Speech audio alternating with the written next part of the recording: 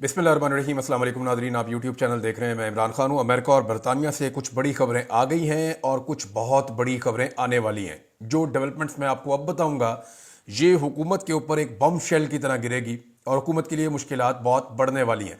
Specially Pakistan की establishment जो कुछ पाकिस्तान में कर रही है, उनके लिए शायद अब वो करना मुमकिन नहीं रहेगा। मैं आपको बताऊंगा कि कैसे। सबसे पहले तो जो चीज़ हुई है वो ये है कि इमरान खान साहब एक मरतबा फिर सुरखरू हुए हैं। इमरान खान साहब ने जो कहा था कि मेरे खिलाफ एक रिजीम चेंज ऑपरेशन हुआ था, और जब मुझे अच्छी तरह याद है पहला प्रोग्राम जब हुआ ना रिजीम चेंज ऑपरेशन के खिलाफ, तो उसमें शहीद अरशद शरीफ साहब ने उस प्रोग्राम को कंडक्ट किया था इस्लामाबाद में, और इसके ऊपर एक सेमिनार हुआ था, मुझे अच्छी तरह याद है। उसके बाद हालात बहुत मुश्किल हो गए, उन्हें पाकिस्तान छोड़ना भी पड़ा। तो regime change operation Imran Khan साहब ने जो कहा था कि मेरे ऊपर हुआ है, अब अमेरिकन जो आने वाली एडमिनिस्ट्रेशन है वो इस बात को मानना शुरू हो गई है। मिसाल के तौर पे यहां मेरे पास एक ट्वीट मौजूद है जिसको रिचर्ड ग्रेनल ने इसको किया है जनाब रीट्वीट, और ये ट्वीट है एल मॉर्गन का, जिसके अंदर वो ये कह रही हैं कि पाकिस्तान के अंदर जो डीप स्टेट एक्टर्स हैं, और उन्होंने नाम भी लिए कुछ लोगों के, विक्टोरिया न्यूलैंड और एंटनी ब्लिंकन का नाम लिया, फिर आसिम मुनीर साहब का नाम लिया। तो उन्होंने कहा जी पाकिस्तान के अंदर रिजीम चेंज कर दिया गया, और मैं उम्मीद करती हूं कि डोनाल्ड ट्रंप उन्हें अकाउंटेबल करेंगे उनके इन इकदामात के लिए।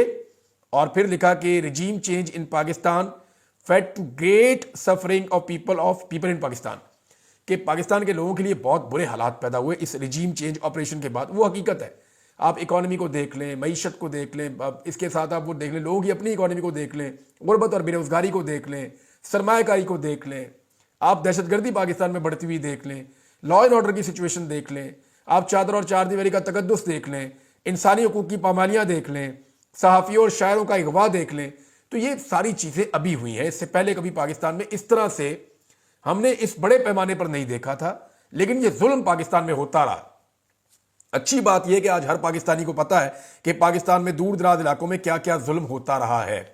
तो जी सबसे बड़ी डेवलपमेंट यह है कि इसको रिचर्ड ने ना सिर्फ रीट्वीट किया था, रिचर्ड डोनाल्ड ट्रंप की चॉइस है और उनको बहुत अहम ओहदा दे दिया गया है। वो सदारती एलची होंगे दुनिया में अहम तरीन मामलात के ऊपर, और जितने भी हॉट इश्यूज होंगे उनको वो उठाएंगे, और ये बहुत वसीला आदमी है और इसको डोनाल्ड ट्रंप ने अहम ओहदा भी दे दिया है, और ये इमरान खान साहब की रिहाई का मुतालबा भी कर चुका है। तो आने वाले दिनों में जो सियासी कैदी हैं वो हुकूमत को रिहा करने पड़ जाएंगे, क्योंकि जो बाइडन की सपोर्ट खत्म होने जा रही है।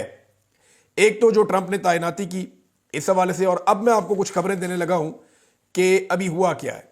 एक तो जो ओवरसीज पाकिस्तानी है उनका राब्ता है, रिचर्ड ग्रेनल के साथ राब्ता है ओवरसीज पाकिस्तानियों का, और ओवरसीज पाकिस्तानियों को इस बात का यकीन दिलाया गया है कि अगले चंद दिनों में एक टेलीफोन कॉल इस्लामाबाद आने वाली है। यानी पाकिस्तान में एक टेलीफोन कॉल अमेरिका से आने वाली है, और ये कॉल 25 दिसंबर से पहले पहले आ जाएगी। यानी क्रिसमस से पहले पहले दो चीज़ें पाकिस्तान में होने जा रही हैं। अब आप इसको एक हफ्ता कह लें, 10 दिन कह लें, इससे ज़्यादा टाइम ओवरसीज पाकिस्तानियों का ये दावा है, या जो मेरे सोर्सेज हैं उनका ये दावा है कि इससे ज़्यादा टाइम लगेगा नहीं। एक तो एक टेलीफोन कॉल आएगी पाकिस्तान में, उसके बाद आप चीज़ें बदलती हुई देखेंगे। क्योंकि देखें, मुल्क जो होते हैं ना वो हफ्तों में या महीनों में नहीं चलते होते। अभी इस वक्त जो बाइडन की एडमिनिस्ट्रेशन पाकिस्तान को सपोर्ट दे रही है, उसके दिन कितने बाकी रह गए हैं? 1 महीना और चंद दिन। तो उसके साथ तो पाकिस्तान अपनी पॉलिसी नहीं चला सकता। पाकिस्तान को देखना पड़ेगा कि आने वाली एडमिनिस्ट्रेशन उस तरह की सपोर्ट देती है या नहीं देती। तो वो अब नजर आ रहा है, और एक टेलीफोन कॉल बहुत इंपॉर्टेंट आने वाली है, और उस टेलीफोन कॉल के लिए वादा भी कर लिया गया है, और ये बहुत इंपॉर्टेंट टेलीफोन कॉल होगी। और उसके बाद आप ये देखेंगे कि पाकिस्तान के अंदर जो जुल्म और फस्तायत का बाजार गर्म किया हुआ था, उस हवाले से चीजें बदलना शुरू हो जाएंगी। और अगर नहीं बदलेंगी ना, तो फिर एक नया फेज शुरू होगा। वो फिर आप देखिएगा मामला किस तरफ जाएगा, हम आपको रिपोर्ट करते रहेंगे। लेकिन एस्टेब्लिशमेंट बात ना माने अमेरिका की, क्या यह मुमकिन है? तो पाकिस्तान का अमेरिका के साथ ताल्लुकात का जो 60-70 साल का रिकॉर्ड है ना, उसमें पाकिस्तान की एस्टेब्लिशमेंट ने कभी भी अमेरिका को ना नहीं कहा। ये मैं आपको लिख के दे देता हूं, कभी नहीं कहा। हमेशा सियासतदानों ने एस्टेब्लिशमेंट को ना बोला है। अमेरिकन एस्टेब्लिशमेंट को सियासतदानों ने ना बोलने की जुर्रत की है। पाकिस्तान की एस्टेब्लिशमेंट ने कभी भी अमेरिकन को ना नहीं बोला। مثال کے طور پہ آپ لے لیں ذوالفقار علی بھٹو کو. ذوالفقار علی بھٹو جب امریکنز کو پسند نہیں تھے تو پھر ان کے ساتھ کیا ہوا سب جانتے ہیں. 1971 میں کیا ہوا, امریکنز کس طرف کھڑے تھے سب جانتے ہیں. امریکنز کی بات ہم نے نہیں ٹالی اس وقت بھی. اس کے بعد بھٹو صاحب کی پھانسی والا معاملہ. پھر ضیاء الحق سے جو کچھ بھی امریکہ نے کروایا, یعنی امریکہ نے یہ رستہ نکالا تھا نا کہ جہادی اکٹھے کرنے ہیں پاکستان میں اور یہاں سے پھر جہاد کرنا ہے افغانستان کے اندر اور رشیا کے ٹکڑے کرنے ہیں. امریکہ نے پورا ایک پلان کیا تھا, تو پاکستانی اسٹیبلشمنٹ نے بغیر سوچے سمجھے سرنڈر کر دیا تھا. اور ضیاء الحق صاحب نے اس لڑائی کے اندر چھلانگ مار دی تھی کہ پاکستان آج تک جل رہا ہے. کلاشنکوف کلچر پاکستان میں اس فیصلے کے نتیجے میں آیا تھا, لیکن پاکستانی اسٹیبلشمنٹ نے امریکہ کو تب بھی انکار نہیں کیا تھا. وہ ایک شعر بھی ہے پنجابی کا کہ جان نو تیری رونے پے ہیں لاشاں ہن تک ڈھونے پے ہیں. یہ ضیاء الحق سے لوگ شکوہ کرتے ہیں کہ تیرے غلط فیصلوں کی وجہ سے آج بھی قوم پھنسی ہوئی ہے. ضیاء الحق نے انکار نہیں کیا. پھر جب ضیاء الحق سے کام نکل گیا تو ضیاء الحق کو قتل کر دیا گیا, شہادت ہو گئی ان کی. اب اس کے اوپر بھی سب کو پتا تھا کہ کس نے کیا ہے, لیکن کیونکہ امریکن فیصلہ تھا اسٹیبلشمنٹ نے پھر کچھ نہیں بولا. پھر بے نظیر بھٹو کو لایا گیا, جس طرح ان کی لانچنگ ہوئی امریکن اسٹیبلشمنٹ انوالو تھی. پھر کارگل کے اندر جب پاکستان نے بہت سارا ایریا فتح کر لیا تو آج نواز شریف ڈالتے ہیں ملٹری اسٹیبلشمنٹ پہ اور ملٹری اسٹیبلشمنٹ ڈالتی ہے نواز شریف پہ, لیکن حقیقت یہی تھی کہ امریکہ کا فون آ گیا تھا اور امریکن دباؤ کے بعد ان کو پیچھے ہٹنا پڑ گیا اور اس کی وجہ سے بہت سارے جوانوں کی شہادتیں بھی ہو گئیں اور بہت نقصان ہوا پاکستان کی ملٹری کا. یہ تاریخ کا حصہ ہے. تو امریکنز کو پاکستانی اسٹیبلشمنٹ نے کبھی انکار نہیں کیا. پھر نواز شریف کا جیسے تختہ الٹا گیا 2/3 اکثریت والا, وہ بھی ان کو انکار نہیں کیا گیا. پھر جب ان کی طرف سے حکم آ گیا عربوں کے ذریعے سے, کیونکہ امریکنز عربوں کے ذریعے سے پاکستان کو کنٹرول کرتے ہیں, حکم آ گیا کہ نواز شریف کو باہر بھجوا دیں, تو ڈیل کر کے باہر بھجوا دیا گیا. پھر دوبارہ حکم آ گیا کہ بے نظیر اور نواز شریف کو واپس بلا لیں, تو دوبارہ واپس بلوا لیا گیا. پھر امریکنز کا حکم آ گیا اور باقاعدہ امریکی سفیر نے چودھری برادران کو بتایا کہ آپ الیکشن نہیں جیت رہے, الیکشن میں یہ حکومتیں آ رہی ہیں, پہلے بتا دیا تھا اور اسٹیبلشمنٹ کو بھی پتا تھا اس بات کا, یہ ڈیل ہو چکی تھی. انکار نہیں کر سکا اسٹیبلشمنٹ. جب امریکہ نے افغانستان پہ دوبارہ اٹیک کا فیصلہ کیا تو جنرل مشرف لیٹ گئے. انہوں نے امریکہ کے ساتھ چون چڑھا بھی نہیں کی, انہوں نے کہا جو کہتے ہو ویسے, اور سارے اڈے دے دیے, ساری سہولتیں دے دی. یہاں سے نیٹو کے ٹرک جاتے تباہی پھیر دی انہوں نے پکڑ کے, کنٹینر یہاں سے جاتے تھے. ڈرون ہم نے تباہی پاکستان کے اندر کی, ڈرون حملوں نے. کبھی اسٹیبلشمنٹ نے امریکنز کو اس کے اوپر چیلنج نہیں کیا. اسامہ بن لادن والا معاملہ پاکستان میں ہوا, سیاستدان تھوڑا بہت بولے, ڈرون کے اوپر بھی عمران خان صاحب نے پالیسی لی, لیکن اسٹیبلشمنٹ ان چیزوں پہ نہیں بولی. جنرل باجوہ نے ہمیں میٹنگ میں کہا کہ امریکنز کا ہم مقابلہ نہیں کر سکتے. اور ویسے بھی دیکھیں پاکستان کی اسٹیبلشمنٹ کی ساری ضروریات امریکہ اور یورپ کے ساتھ جڑی ہوئی ہیں. آپ دیکھ لینا ہمارے جتنے ہتھیار ہیں ان کے لنک وہاں سے جڑتے ہیں, سوائے یہ جو ابھی ہم نے کچھ طیارے چائنا کے ساتھ مل کر بنائے, اس کے علاوہ ہم نے رشیا سے کچھ نہیں لیا, چائنا سے کچھ نہیں لیا. ہمارا سارا کا سارا جو اپنی کیپیسٹی ہے ہتھیاروں کی وہ ساری مغربی ممالک کے ساتھ جا کر جڑتی ہے.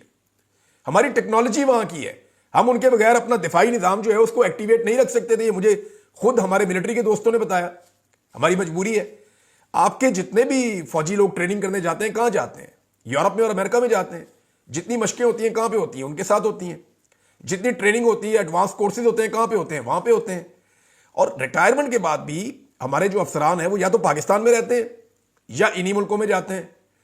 تو آپ کا سارا لنک ان کے ساتھ ہے. اس لیے پاکستان کی جو اسٹیبلشمنٹ ہے وہ کبھی بھی امریکن حکم کو نہیں ٹال سکتی. جب جنرل باجوہ نے بتایا امریکن کو کہ جناب عمران خان ہے جس کی وجہ سے آپ کا یہ نقصان ہوا, ہم نہیں ہیں, تو اس کے بعد دیکھیں عمران خان کے خلاف جو حکم آیا تو پھر کیا کیا پاکستان میں اسٹیبلشمنٹ نے. یہ بھی نہیں دیکھا کہ پبلک خلاف ہے, یہ بھی نہیں دیکھا کہ بدنامی ہو رہی ہے. اتنا نقصان پاکستان کی اسٹیبلشمنٹ کا کبھی نہیں ہوا تاریخ میں جتنا اب ہو گیا, جتنا شکوہ پاکستانیوں کو اب ہو گیا.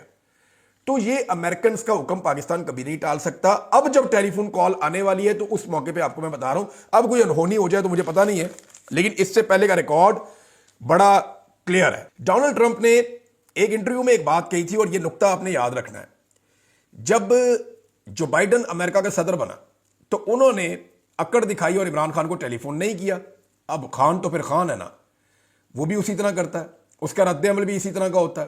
جب امریکہ کا انخلاء ہو رہا تھا افغانستان سے تو امریکہ نے پاکستان کے ساتھ غلاموں والا سلوک کیا کہ جناب جو ہم انہیں کہیں گے وہ کرتے رہیں گے. تو عمران خان صاحب نے پھر اس طرح نہیں کیا, یعنی جتنا عمران خان صاحب کے ساتھ ذلت ہمیں سلوک کیا گیا انہوں نے بھی آگے سے جواباً اسی طرح کی چیزیں کی. جس کے نتیجے میں امریکی انخلا انتہائی شرمندگی اور بے عزتی والا تھا. ساری دنیا کہتی رہی امریکن جوتے چھوڑ کر بھاگے ہیں وہاں پہ افغانستان میں, بڑی ان کی بے عزتی ہوئی ہے. اور ڈونلڈ ٹرمپ اس وقت بہت مشکل میں تھا امریکہ کے اندر. کیپٹل ہل والا معاملہ کھل گیا تھا, کچھ اور معاملات تھے, تو ڈونلڈ ٹرمپ کے لیے مشکلات تھیں. اس وقت جو بائیڈن کی بے عزتی ہوئی تھی اس کا ڈونلڈ ٹرمپ کو سیاسی فائدہ بھی ہوا تھا. ڈونلڈ ٹرمپ نے ابھی ایک انٹرویو میں یہ بات کی ہے, جب ان کی کمپین چل رہی تھی, ایک پوڈ کاسٹ کے اندر انہوں نے کہا جی دیکھیں بات یہ ہے کہ اگر میں صدر ہوتا تو عمران خان کے ساتھ مل کر بڑے سموتھ طریقے سے امریکی فورسز کو وہاں سے نکالتا افغانستان سے, اور جو ہمیں تاریخی شرمندگی ہوئی ہے وہ کبھی بھی ہمیں نہ ہوتی. یہ ڈونلڈ ٹرمپ کا کہنا تھا عمران خان کے بارے میں بات کرتے ہوئے. لیکن جو بائیڈن عمران خان سے فائدہ نہیں اٹھا سکے, انہوں نے عمران خان کو اکڑ دکھائی, اور خان تو خان ہے, میں نے آپ کو پہلے بتایا, اس نے بھی پھر وہی کیا آگے سے جیسا رد عمل اس کا آنا تھا. لیکن باجوہ صاحب نے اس چیز کا فائدہ اٹھایا اور اپنی ایکسٹینشن کے چکر میں یا اپنے فائدے نقصان کے چکر میں انہوں نے جناب ادھر سے ان ساری جماعتوں کو اکٹھا کر کے ان کو بھی ڈرا دیا, ادھر امریکنز کو بھی متنفر کر دیا, اور رجیم چینج آپریشن پاکستان میں ہو گیا. اب امریکن اسٹیبلشمنٹ تبدیل ہونے جا رہی ہے, اور جو تعیناتیاں ٹرمپ نے کی ہیں ان کے اثرات پاکستان کے اوپر آئیں گے. اور ایک ٹیلی فون میں نے آپ کو بتایا کہ وہ آنے والا ہے اگلے چند دنوں کے اندر. یہ دعویٰ کیا ہے مجھے میرے سورسز نے جو امریکہ سے ہیں, انہوں نے کہا جی وہ فون آئے گا, پھر آپ دیکھیے گا چیزیں کس طرف جائیں گی. اگلی چیز یہ ہے کہ برطانیہ سے بھی ایک لیٹر لکھا ہے برطانیہ کے ایم پیز نے وہاں کی گورنمنٹ کو, وزارت خارجہ کو, اور یہ خط بھی بڑا امپورٹنٹ ہے. اس میں 4 ان کے بنیادی مطالبات ہیں, میں آپ کو صرف مطالبات بناتا ہوں. ایکچولی یہ خط ہے ریگارڈنگ اسلام آباد کے اندر جو قتل عام ہوا ہے, جو اسلام آباد میں مسگر ہوا ہے, اس کے بارے میں یہ ایک لیٹر ہے جو لکھا ہے وہاں کے ایم پیز نے. ان کے جو 4 مطالبات ہیں, ایک یہ کہہ رہے ہیں کہ آزادانہ تحقیقات کروائی جائے جو قتل عام ہوا اور جو مظاہرین کے اوپر بدترین تشدد ہوا. نمبر 2 یہ کہہ رہے ہیں کہ زخمیوں اور گرفتاریوں کے حوالے سے شفاف تحقیقات کی جائیں اور اس کی اکاؤنٹیبلٹی کی جائے.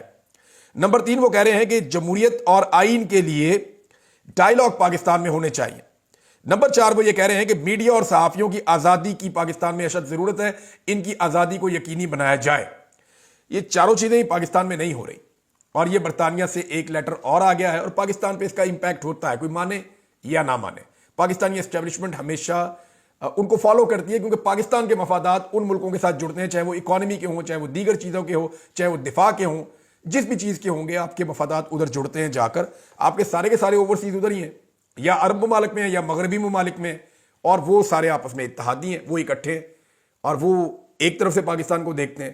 لہذا پاکستان وہاں سے پہلو تہی نہیں کر سکتا. ایک اور جناب بڑی خبر آنے چاہ رہی ہے, اور یہ بھی اوورسیز پاکستانیوں نے ایک ہانڈی پکائی ہے, اور اس ہنڈیا کا جو ڈھکن ہے نا, وہ کرسمس سے پہلے وہ کہہ رہے ہیں ہم کھول دیں گے.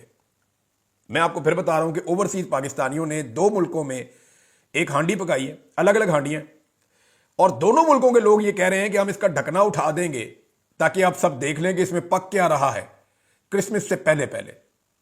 یہ بہت بڑی چیز ہونے جا رہی ہے, ایک برطانیہ میں اور ایک امریکہ میں. اس وقت جن لوگوں نے مجھے خبر دی انہوں نے کہا جی ابھی آپ نے اس کو ڈسکلوز نہیں کرنا, لیکن آپ یہ بتا دیں کہ سارے خبردار رہیں, ہم بڑا کام کرنے جا رہے ہیں اور بڑا تماشا لگنے والا ہے, امریکہ کے اندر بھی اور برطانیہ کے اندر بھی. اگر ابھی ڈسکلوز کریں گے تو پھر یہ بھاگ دوڑ کریں گے چیزیں, وہ کہتے ہیں جی ہمارے لیے تھوڑا سا ٹف ہو جاتا ہے, لیکن ہم منطقی انجام تک پہنچ گئے ہیں. یہ میکسیمم اس کو چند دن ڈیلے کر سکتے ہیں کوشش کر کے, لیکن اس کو روک نہیں سکتے کیونکہ اتنا انفلوئنس ہی کسی کے پاس نہیں ہے. تو امریکہ میں ایک بڑی ایکٹیویٹی ہونے جا رہی ہے. ہانڈی کا جو ڈھکن ہے نا, میں آپ کو اس لیے بتا رہا ہوں کہ جب یہ کھلے گا تو میں آپ کو بتاؤں گا کہ کیا کھلا ہے, اس دن آپ کو میں یہ سنواؤں گا.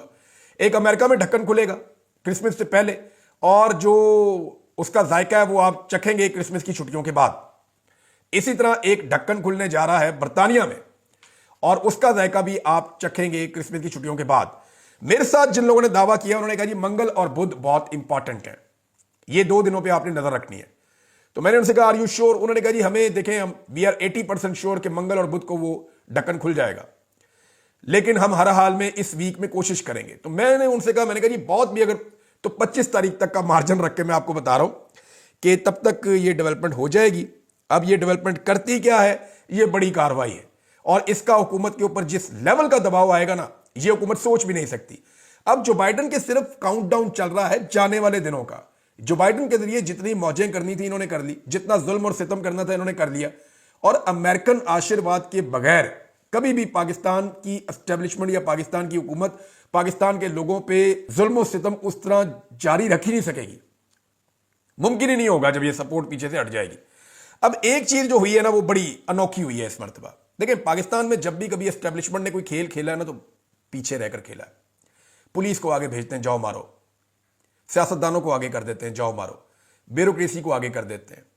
ہمیشہ اسٹیبلشمنٹ نے بڑے سمارٹ طریقے سے جو بھی چیزیں کی ہیں, چاہے پاکستان کے مفاد میں کی ہیں چاہے اپنے مفاد میں کی ہیں, اس کے اندر اپنے آپ کو پیچھے رکھا ہے, اپنی پہچان نہیں ہونے دی, خفیہ ہاتھ رکھیں. اور یہی اصل طاقت ہوتی ہے کہ آپ سامنے نہ آئیں.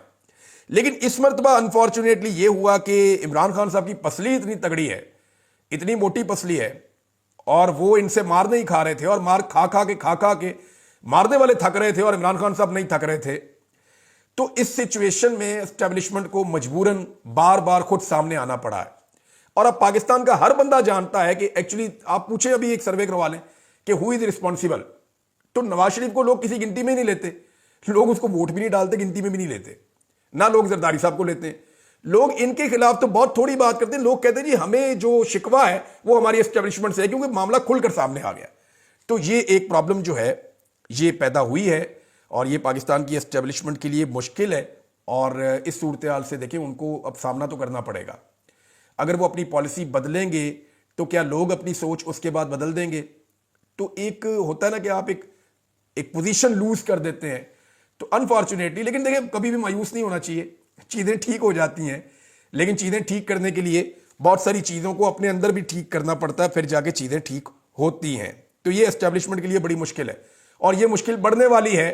25 تاریخ تک ایک ٹیلی فون آئے گا اور 2 ملکوں میں, برطانیہ میں اور امریکہ میں, 2 بڑی ڈیولپمنٹس ہوں گی, اور ان ڈیولپمنٹس کا جو اگلا مرحلہ ہے وہ کرسمس کی چھٹیوں کے بعد متوقع ہے کہ تب ہو جائے گا. اچھا جی, اب ایک اور خبر ہے, اور وہ خبر ہے کہ پنجاب میں اور اسلام آباد میں آج کے دن 16 دسمبر کو اسکول بند کر دیے گئے. بچوں کے اسکول بند. لاہور میں بھی خبر آ گئی, راولپنڈی میں آ گئی, اسلام آباد میں آ گئی, مختلف جگہوں میں بچوں کے اسکول بند. کیوں جی, بچوں کے اسکول کیوں بند کیے گئے, اس کی کوئی وجہ نہیں بتائی گئی. لیکن 2 بڑی اہم چیزیں ہیں جو اس دن ہوئی تھیں. 16 دسمبر کو 2 بڑی اہم چیزیں ہوئی ہیں. ایک 1971 میں پاکستان 2 لخت ہو گیا تھا, مشرقی پاکستان الگ ہو گیا تھا. اور دوسری بڑی خبر تھی آرمی پبلک اسکول کے اندر 2014 میں دہشت گردوں نے حملہ کر کے بچوں کو شہید کر دیا تھا. اور یہ پاکستان کی تاریخ کا ایک بڑا سانحہ تھا. 2 سانحات ہوئے ہیں. اب معاملہ یہ ہے کہ اگر پہلے سانحے کی وجہ سے کیا گیا ہے تو چھٹی بنتی نہیں ہے, کیونکہ اس پہ چھٹی تو ہوتی نہیں ہے پہلے بھی. اس دن تو بچوں کو بتانا چاہیے کہ ہم نے وہ کون سی غلطیاں کی تھیں جو آئندہ ہم نے نہیں کرنی. ہماری اسٹیبلشمنٹ اس وقت کیا کر رہی تھی, ہمارے سیاستدان اس وقت کیا کر رہے تھے, ہم نے اقتدار کے لالچ میں کس طریقے سے اپنا سرنڈر کروایا, اور کیسے ہم نے اپنا آدھا ملک کھو دیا. یہ تو بچوں کو سکھانے والا دن ہے, چھٹی والا دن تو نہیں ہے. اور دوسرا, اگر اے پی ایس کی وجہ سے 10 سال مکمل ہو گئے ہیں, یہ چھٹی دی گئی ہے, تو پہلے تو نہیں دی جا رہی تھی, اب یہ کیوں دی گئی ہے؟ تو اس دن تو چھٹی بالکل نہیں دینی چاہیے. وجہ یہ ہے کہ وہ علم کے دشمن تھے جنہوں نے اٹیک کیا تھا بچوں کے اوپر, وہ آپ کی تعلیم کے دشمن تھے. ان کا مقصد تھا کہ تعلیم رک جائے. اب آپ ان کا مقصد پورا کر رہے ہیں چھٹی دے کر. اس دن تو بلکہ بچوں کو چاہیے کہ وہ زور و شور کے ساتھ آ کر پڑھیں. خیبر پختونخوا کی حکومت نے انکار کر دیا, انہوں نے کہا جی بالکل سوال ہی پیدا نہیں ہوتا. یہ سوال ہی پیدا نہیں ہوتا. ہمارے بچے جائیں گے, دعائیہ تقریبات ہوں گی, ہم قرآن خوانی بھی کروائیں گے, اور ہم اپنے اسکولوں کو کھلا رکھیں گے. اس دن ہم امن کے دشمنوں کو اور جو تعلیم کے دشمن ہیں ان کو جیتنے نہیں دیں گے. اور یہ ریزیلینس ہے, یہ آپ کو شو کرنی چاہیے, کیونکہ ہم نے تو یہ بھی نعرہ لگایا تھا بحیثیت قوم کہ ہم نے دشمن کے بچوں کو پڑھانا ہے. تو دشمن کے بچوں کو پڑھاتے پڑھاتے اگر ہم اپنے بچوں کے اسکول اس دن پہ بند کر دیں گے جس دن دشمن بند کرنے آیا تھا, تو یہ تو ہم کوئی اچھا پیغام نہیں دے رہے. یہ پتہ نہیں کس نے ان کو مشورہ دیا ہے, پنجاب گورنمنٹ کو اور فیڈرل گورنمنٹ کو, کہ انہوں نے اٹھا کے سارے اسکول بند کر دیے ہیں. اب کس وجہ سے بند کیے, جب وہ نہیں بتائیں گے تو ہمارے سامنے تو یہ 2 وجوہات ہی آتی ہیں. تیسری وجہ کوئی اور ہوتی تو یہ اناؤنس کر دیتے. ناظرین, مصدق ملک صاحب نے ایک شکوہ کیا ہے, اور یہ بڑا عجیب شکوہ ہے. انہوں نے کہا جی کہ عمران خان صاحب نے جیل سے یزید اور فرعون کی مثال بھی دے سکتے تھے, لیکن انہوں نے جنرل ڈائر کی مثال دی ہے. دیکھیں, اب جو وہ کہنا چاہ رہے ہیں وہ ساری قوم کو سمجھ آ گئی ہے. جو مصدق ملک صاحب کہنا چاہ رہے ہیں وہ بھی سمجھ آ گئی ہے. یعنی شہباز شریف صاحب نے خود اس سارے وقوعے کا ملبہ آرمی چیف پر ڈالا تھا, خود ڈالا تھا. انہوں نے شکریہ ادا کیا تھا پہلے ہی دن کارروائی پر کہ جناب آرمی چیف نے یہ ساری چیزیں جو ہیں یہ کی ہیں, اور یہ انہوں نے کامیاب آپریشن کروایا ہے. یہ سارا کچھ شہباز شریف صاحب نے آرمی چیف پہ ڈال دیا تھا اپنی گردن چھڑانے کے لیے. تو اس کا آغاز تو شہباز شریف صاحب نے کیا تھا, اور عمران خان صاحب نے جنرل ڈائر کا نام غالباً اس لیے لیا کہ یہ وقوع اس سے ملتا جلتا ہے کہ وہاں پہ بھی انسانوں کو گھیر کے ایک بند جگہ پہ قتل عام کیا گیا تھا، اور یہاں پہ بھی جب وہ پہنچ گئے تو چاروں طرف کنٹینر تھے، گلیاں سڑکیں بند تھیں، چاروں طرف سیکیورٹی تھی، لائٹیں بند کر دی گئی، پھر یہاں پہ قتل عام ہوا لوگوں کا. تو اس لیے عمران خان صاحب نے اس کا نام لیا. لیکن مصدق ملک صاحب ایک باریک واردات ڈال رہے تھے، اور بھی باریک وارداتیں آپ کو اگلے ویلاگ میں بتاتا ہوں. اب تک کے لیے اتنا ہی. اپنا خیال رکھیے گا، اپنے چینل کا بھی. اللہ حافظ.